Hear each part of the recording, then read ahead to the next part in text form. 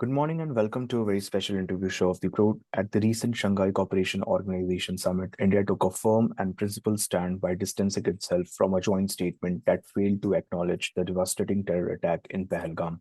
This bold move had reignited global conversations on the hypocrisy surrounding terrorism, the politicization of multilateral platforms, and India's growing leadership in setting ethical standards in international diplomacy. To help us understand these complex developments, we are joined by Eerishika Pankaj, director of the New Delhi-based think tank, the Organization for Research on China and Asia, which focuses on decoding domestic Chinese politics and its impact on Beijing's foreign policy making. Thank you so much, Eerishika, for your time and a very warm welcome to the show. Thank you so much for having me, Ritvich. I'm really happy to see the excellent work that the Prode is doing. It's very remarkable that you're managing such a wonderful, knowledge sharing platform while also working so hard while you're in Glasgow. So thank you so much for having me here. Thank you so much for your kind words. I would like to begin the discussion by asking that India's principled stand at the SCO Summit is being seen as a signal to the global community. So, could you elaborate on why was it important for India to walk away from a joint statement that ignored the Pahalgam terror attack? Also, for the context to our viewers, that the Quad Summit, which recently happened, their Pahalgam terror attack was mentioned and criticized to its strongest force. Right. So I think India's refusal to endorse the SCO joint communique, it wasn't just a very symbolic signal. It was also a very calculated and very principled stance that basically underscores New Delhi's broader frustrations with selective counterterrorism narratives. I mean, the omission of the April 2025 Pahalgam attack, which killed 25 Indian civilians and one Nepali civilian, was especially glaring given that the same communique included references to militant activities in Balochistan, which is a region where Pakistan frequently and without evidence accuses India of interference. This imbalance highlighted what India sees as a pattern of strategic sanitization, where terrorism is invoked when convenient and then ignored when politically sensitive actors are involved. During the Pahalgam Operation Sindoor period as well, the Chinese Foreign Ministry spokesperson, after India conducted Operation Sindoor, just gave one statement stating that they find India's military operation to be regrettable. Now, that was what we can call a very calibrated diplomatic rebuke, signaling China's continued strategic hedging between counterterrorism discourse and a very enduring all weather partnership with its ironclad brother Pakistan. Now, at the SCO summit, Defense Minister Rajnath Singh's remarks were very unequivocal. He clearly stated peace and prosperity cannot coexist with terrorism. Now, this message was not just aimed at terrorism in general. It was, a very direct diplomatic signal to China and to the China-Pakistan axis that, exists within the SCO and outside it. For India, of course, the communique's framing wasn't just flawed. It betrayed the very principle of counterterrorism cooperation. And by refusing to sign this document, it was a diplomatic rebuke, a very public exposure of the double standards that India believes are currently undermining the credibility of such multilateral efforts. The decision also reflects India's own revolving and evolving strategy in multilateral settings. It is no longer just content to be a passive participant or a symbolic, presence. Instead, it is very, very much leveraging its presence to challenge and to, reshape this narrative, especially when its own core national security interests are, sidelined. And walking away from this joint statement allowed India to signal that it is no longer going to legitimize multilateral documents that reflect geopolitical biases or dilute the principal stand for zero tolerance of, on terrorism. Yeah, so India has consistently pushed the global community for a zero tolerance approach towards terrorism, even at multilateral platforms. So, how does the omission of the Pahalgam attack reflect the double standards India often accuses some nations of? I mean, the omission of the Pahalgam terror attack from this communique, it wasn't a diplomatic oversight at that level. It's not an oversight. It's a very revealing case study in what we can call selective morality. in global counterterrorism discourse. For India, a fight against terrorism is a very universal thing. It is uncompromising and it is insulated from geopolitical considerations. I mean, when a multilateral forum like the SCO is failing to acknowledge a very major terrorist incident on Indian soil, while simultaneously legitimizing allegations against India via references to Balochistan, it confirms a suspicion that some nations are playing politics when it comes to terror, playing politics with terror. This double standard is most apparent when it comes to China's behavior on India's engagements with Pakistan. Beijing has consistently refrained from naming Pakistan-based terror groups in forums where its own citizens have also been targeted by these extremist groups operating in Pakistani soil. The unwillingness, of course, is rooted in economics with respect to the BRI, which passes through, the Gilgit-Baltistan region. But the post, in 2019, post the Pulwama attack as well, China refused to list Pakistani-based, Jaish-e-Mohammed chief as a global terrorist.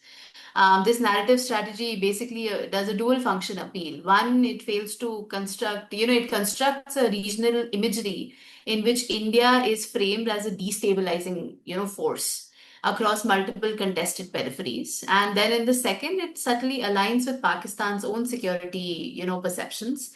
And for India, this refusal at SCO was to, to engage in issues of terrorism compromise.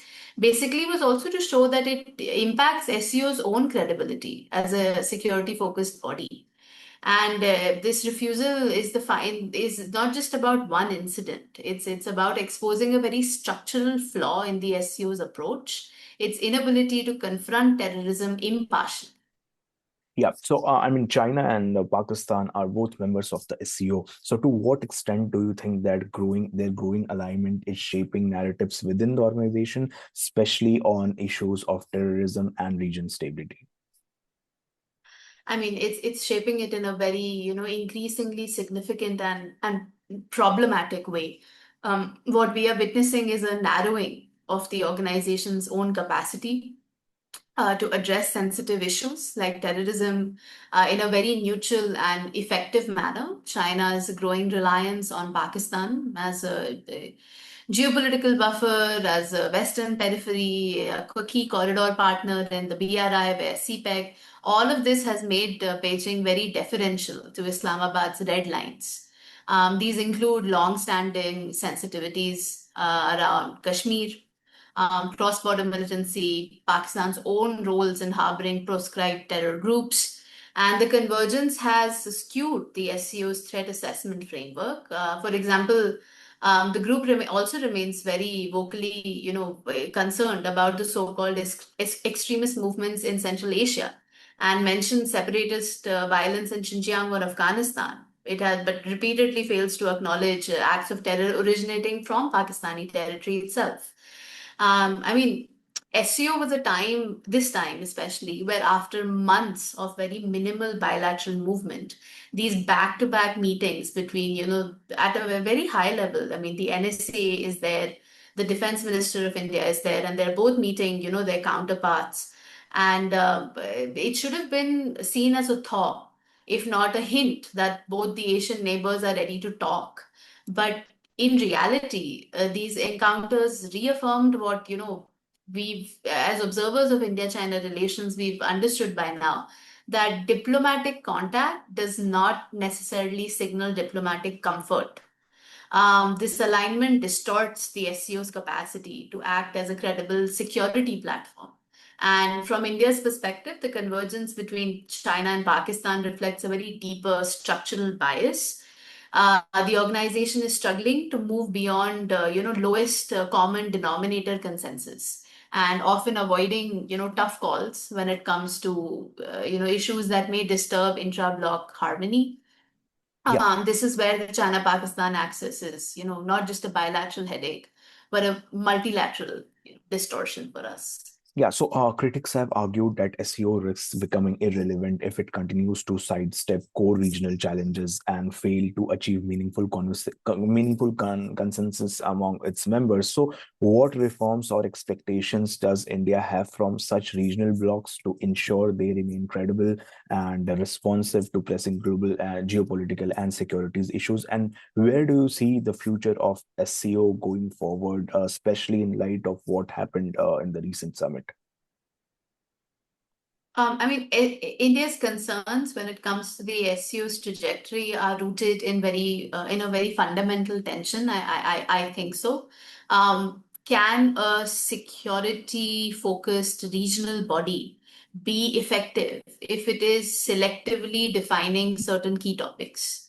If cross-border attacks, like the one in Pahalgam, which we saw in this instant, even in the past, when Galwan was happening, there were SEO meetings were the first ones that, the countries decided to, either pull back from or limit participation. And same goes for the RIC dialogue. And right now, with Russia being, preoccupied with everything that's happening within its own territory and with, its actions with Ukraine, there is Russia's focus in SEO is a little dwindled in itself. So China's role is increasing even more. There's not enough of a balancing arc available. And when it comes to India's own expectations from the SEO, they're pretty clear. I mean, one definitely would be that the bloc must adopt a very consistent and universal definition of what it defines as terrorism, one that does not exclude state-sponsored groups and selectively define norm threats. Secondly, counterterrorism mechanisms must move beyond just being tokens. This means joint declarations must reflect very real incidents and not just abstract commitments. For India, any platform that claims to address regional security must demonstrate political will to condemn all forms of terrorism when needed. And reform here also means greater transparency in agenda setting. I mean, currently China is the chair, it holds the presidency of the SCO, and it's going to host the main summit in China later in August.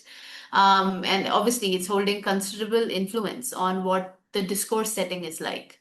But if that influence is used to suppress issues that discomfort its own allies, then the SEO risks becoming an echo chamber, rather than a problem-solving forum.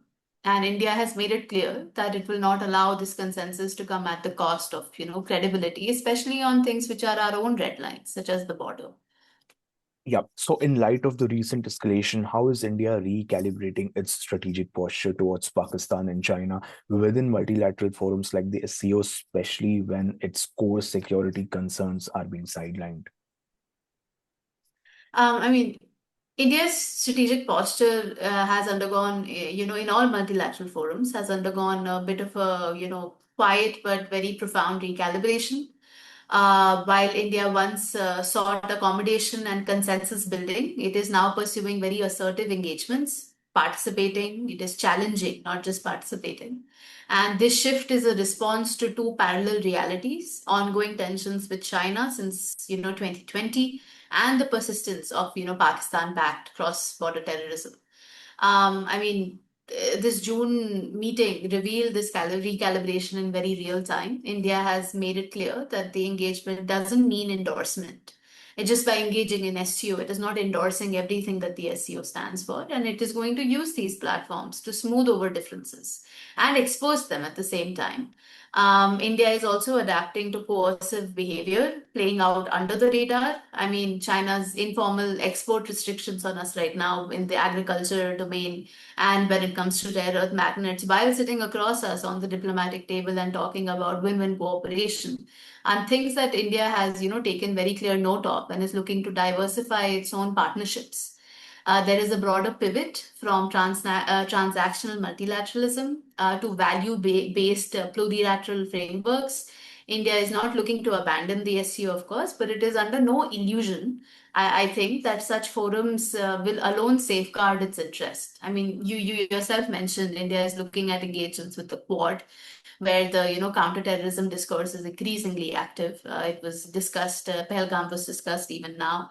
India is engaging with ASEAN. India is engaging in bilateral pointed alignments with its own partner states, wherein it's making these discourses very clearly part of the dialogue. And India is signaling that it will no longer allow diplomatic pageantry to obscure strategic realities, and that it's not, SCO is not just a dialogue platform for India, it's a stage for, reputational signaling at this point, especially to international audiences and to China and to Pakistan. Yeah, so in parallel with the SCO, BRICS has also emerged as a significant geopolitical groupings, especially in the context of evolving calls for for reforming global governance structures. So, how do you assess the future of BRICS as a platform for strategic coordination, particularly in the light of India-China tensions? How do you see scope for meaningful cooperation, or will bilateral frictions continue to limit its potential? I mean, even at the BRICS forum, there is going to be a very high scope for bilateral friction. See, Asia as a whole, is not a region that can function the way Europe functions or the way that NATO functions. I mean, there's too much bilateral distrust between a huge majority of South Asian, East Asian, Southeast Asian partner states. And even when we're talking about the BRICS definitely has gone through a major, revamp, we can call it. And it's, clearly looking to make itself a multilateral regional forum of today instead of, building on yesteryear glory. It's looking to expand. It has expanded. And even now, China and India's engagements at BRICS will keep showing bilateral frictions. I mean, in the BRICS summit now, also Xi Jinping reportedly pulled out, and because India received an invitation for a state dinner with the Brazilian. I think it was the Brazilian president, and that is something that did not stick well with China.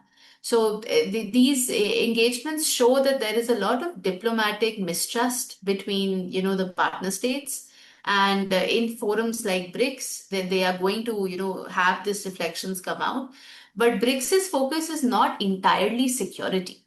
I mean, if we are doing a comparative analysis of BRICS and SCO and which one has better potential to make its way out of these bilateral frictions, there is a higher probability of BRICS reaching more, common consensus on maybe economic and matters of non-traditional security issues.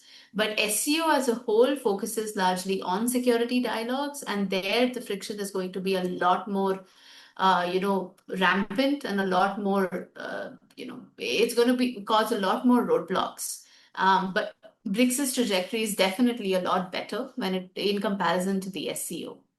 Yeah, so India today find itself at the crossroads of competing geopolitical currents, deepening ties with the West through platforms like the Quad, while also engaging with Eastern-led groupings like BRICS and the SCO. So, in your view, should India lean more decisively towards one bloc, or does strategic autonomy remain the most viable path for India going forward?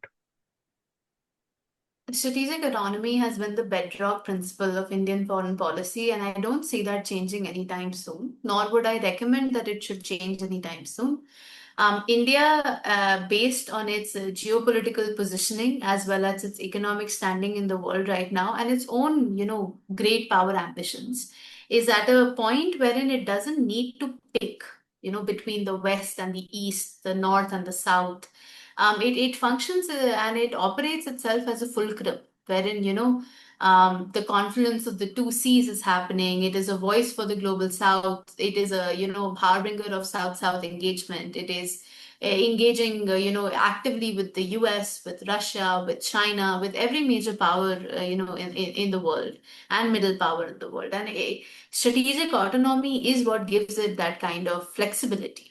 I mean, in India's focus right now is not, and I don't think in the near future also it will be, to pick one side over the other. I mean, we've been tested more in the last 5 years than we, we would have seen coming. Galwan happen, Pahalgam happen, but in either of those situations, India did not, drop its strategic autonomy and just completely shift towards, the West when it was having the Galwan crisis, or shift towards the West when it's having the crisis with Pakistan.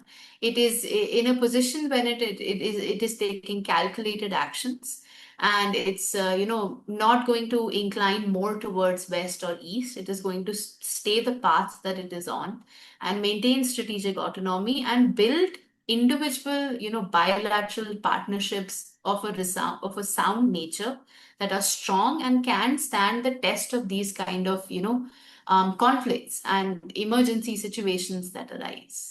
Yeah, India-China relations remain one of the most complex bilateral equations in Asia, marked by both competition and cautious engagement. So, in light of the ongoing tensions on multilateral forums between India and China, how do you see the trajectory of the relationship evolving? Is there still space for constructive engagement, or are we looking at like a long-term strategic rivalry between China and India?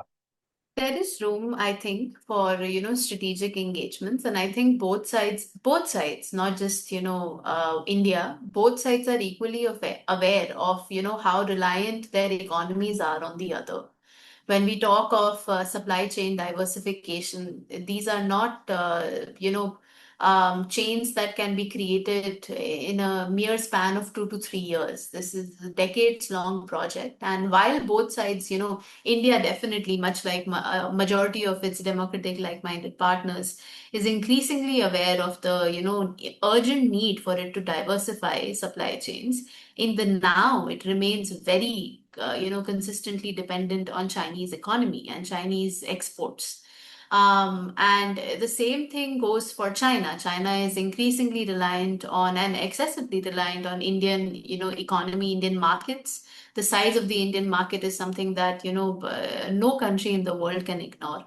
And as far as the future trajectory of their, bilateral is concerned, as long as the border remains somewhat stable, we've signed the October agreement, and there's been, largely a, subdued, consistent peace on that front currently. We haven't seen any major, issues pop up on the LAC.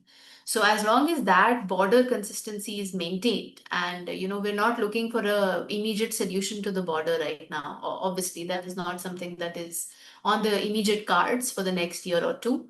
But as long as that consistency stays, the India-China bilateral will keep working to improve small and very immediate need areas of cooperation, such as in economic domains, academic engagements, direct flights. These are things that they are looking to restart and re-push. And one thing I do see coming up in the next year or 2 years as a major deterrent in India-China relations is, of course, the Dalai Lama's succession. I mean, that is something that will, at some point or the other, lead to a very, direct diplomatic confrontation, to put it in that way, with the Chinese.